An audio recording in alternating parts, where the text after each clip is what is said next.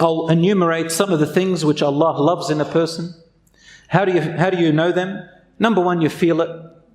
Number two, you find that you enjoy doing good deeds.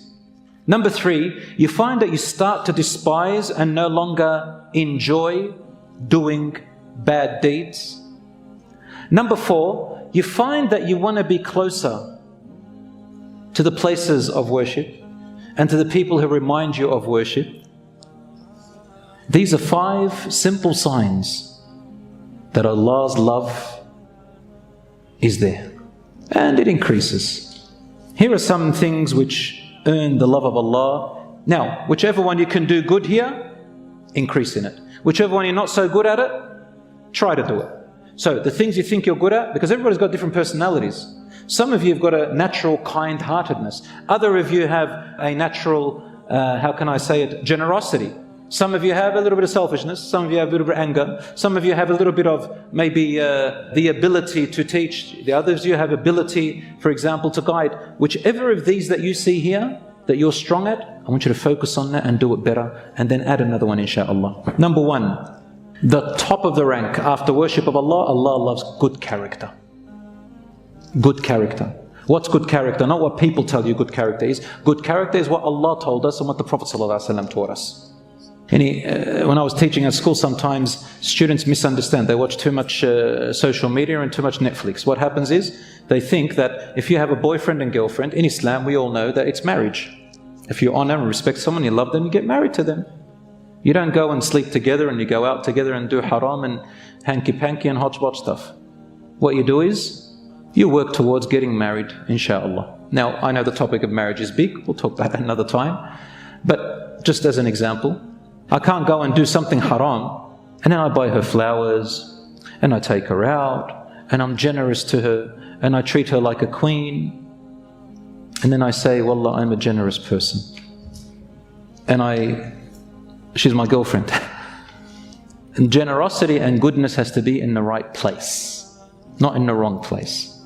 So now we think that, oh, that's so cute, that's so nice. No, it's not. According to Allah, it's not. But if you were married, yes. If she was your sister, yes. She was your brother, yes. She was your father, yes. Your mother, yes. Your cousin, your friend, random person who needs you doing generosity, that's fine. But not in haram. Allah loves the one who pardons. You know what pardoning means? It means somebody deserves to be punished, but you pardon them. Allah loves people who are easygoing and kind. Allah loves those who praise Allah. And Allah loves those who compliment others. Allah subhanahu wa ta'ala loves those who give excuses, because Allah gives you excuses. Allah loves the one who swears oath by Allah's name and no other name. They say, I swear by Allah, so long as you're not lying. Saying Wallah is not always haram. And if I say Wallah, if I come up to you and I go, bro, the other day I went over there and Wallah, there was so many kangaroos. Wallah, there was about 1,000. Maybe there was 200. Maybe there was 10. But exaggeration in Wallah is not haram. It's just language. I say, bro, Wallah, it's so hot today, I'm burning. You're not really burning. But you said Wallah, no, it's okay. So Allah says, لا يؤاخذكم الله باللغو في أيمانكم. Allah does not hold you accountable when you say Wallah just out of conversation, you don't mean it. But if someone asks me and says, did you steal it? No, say Wallah. I say, Wallah, I didn't say, but I did steal it? That's a big one. Or if I say, Wallahi, I will be doing such and such a thing, and then I don't do it, I have to fast 3 days to compensate. So when you're Wallah and it's deliberate, then yes, it's a sin. Or when I say Wallahi on something that is a lie, this is the dipper. The Prophet ﷺ said called dipper. Rasul ﷺ said, beware of the dipper. I said, what is the dipper, Ya Rasulullah? He said, it is the dip in hellfire. But what does it mean? He said, the person who swears oath on a lie. Swear oath on a lie to get someone in trouble. Swear oath on a lie to sell a product and you're lying about it. Allah subhanahu wa ta'ala loves people who take pride to stand up against injustice.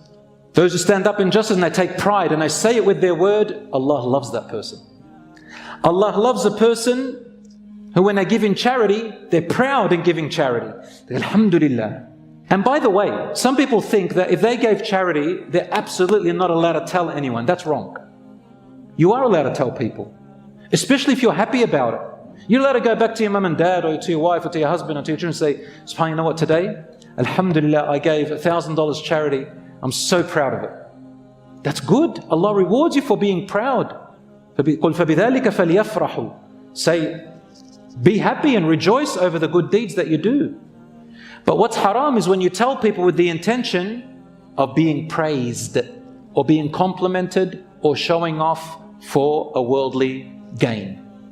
So if I'm telling you because I want something, then your charity is gone down the drain. So Allah subhanahu wa ta'ala loves those who take pride in their good deeds.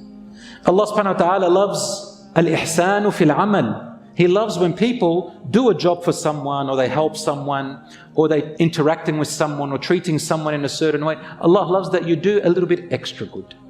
Not too much, extra good within measure. With a smile, with a nice word, for example, with kindness, with mercy, with character. Allah subhanahu wa ta'ala loves those who have jealousy in the right place. What does jealousy mean? Jealousy is a bad word. But maybe if I meant jealousy as in protection. Your honor is valuable. You have integrity. Your wife is valuable. Your daughter is honorable. Your character is honorable. Your children are honorable. Your mother is honorable. This is called ghira, protection that has a type of jealousy that is good. It's more of protection. That you defend them, you stand up for them, you protect them. But also, when our family goes astray or starts to act in a haram way, in their dress code or in their language or in their behavior, we also stand up to guide them out of this protection. Not overprotection, but protection within measures.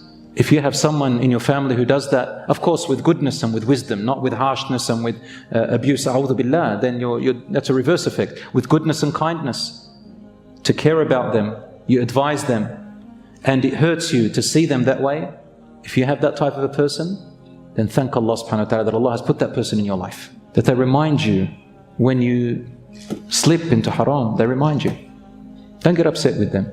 But of course I advise my brothers and sisters, don't be harsh to each other. If you're harsh and hard-hearted, judgmental, abusive, they'll run away from you and it's your fault, and Allah subhanahu wa ta'ala does not like these types of people. Last things I want to say, Allah loves people who like to show Allah's blessings upon them. Some people think that you've got to look so humble and daggy and allowed to wear nice clothes and allowed to look good. No, quite the opposite. A Muslim looks honorable, looks beautiful. We're not talking about following trends and fashions here. We're talking about you look presentable, you look clean, you're well groomed, you dress nicely, you walk with cleanliness, you walk with happiness, you walk with beauty. Men and women within Islamic measures. Allah subhanahu wa ta'ala loves when people are happy with the blessings that Allah has given them. Allah gave you money, Allah gave you a nice car, gave you a nice house, and you look at it and say, Alhamdulillah, I'm so happy with Allah's blessing. There's a difference between looking at it and say, me bro, that was me. My car, got to move up in life bro. I'm just showing it off. No, not like that. I wear Louis Vuitton, I come out and I say, I don't talk to people like that. I talk to him.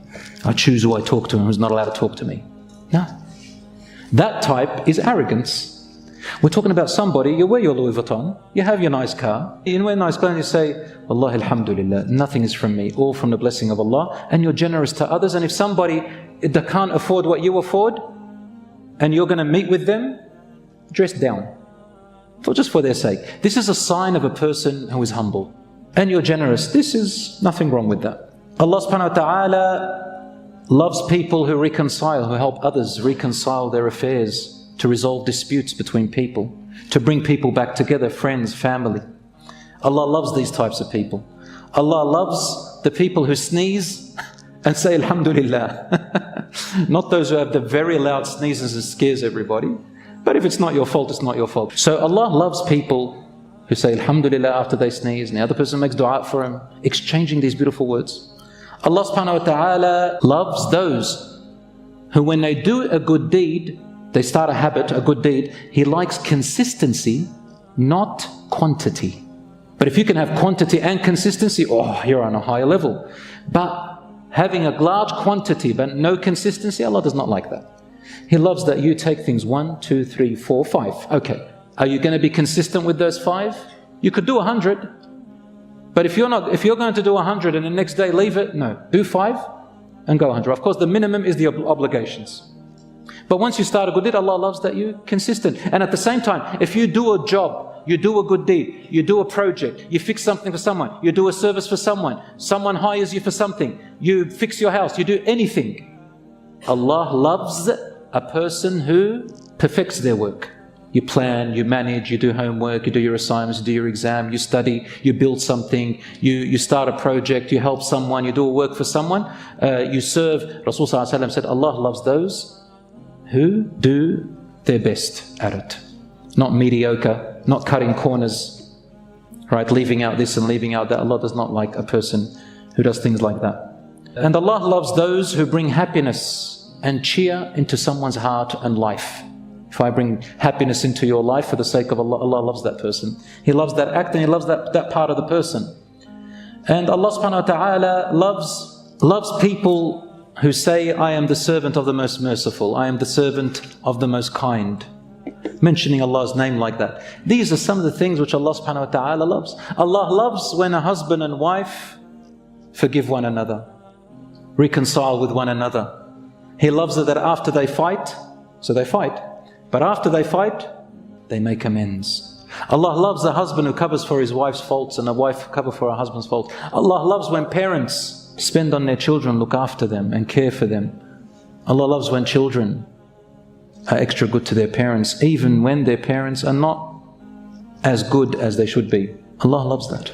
Allah loves these types. Now, last thing, all these things I told you that Allah loves, guess what? The shaitan hates. The opposite of it, the shaitan hates. So, who are you going to be an ally to? Whose love do you want? The love of Allah subhanahu wa ta'ala. Figure out one or two things tonight that you would like to improve on in these that we said, and try to make it your habit. Invest in that hereafter stock market and watch how it rises, inshallah. It goes down a little bit, next day lift it back up. Invest more. Think of it as a stock market. Why? Because Allah says in the Quran, إِنَّ اللَّهَ اشْتَرَى مِنَ الْمُؤْمِنِينَ أَنفُسَهُمْ بِأَنَّ لَهُمُ الْجَنَّةِ. Allah has purchased from the believers themselves in exchange for paradise.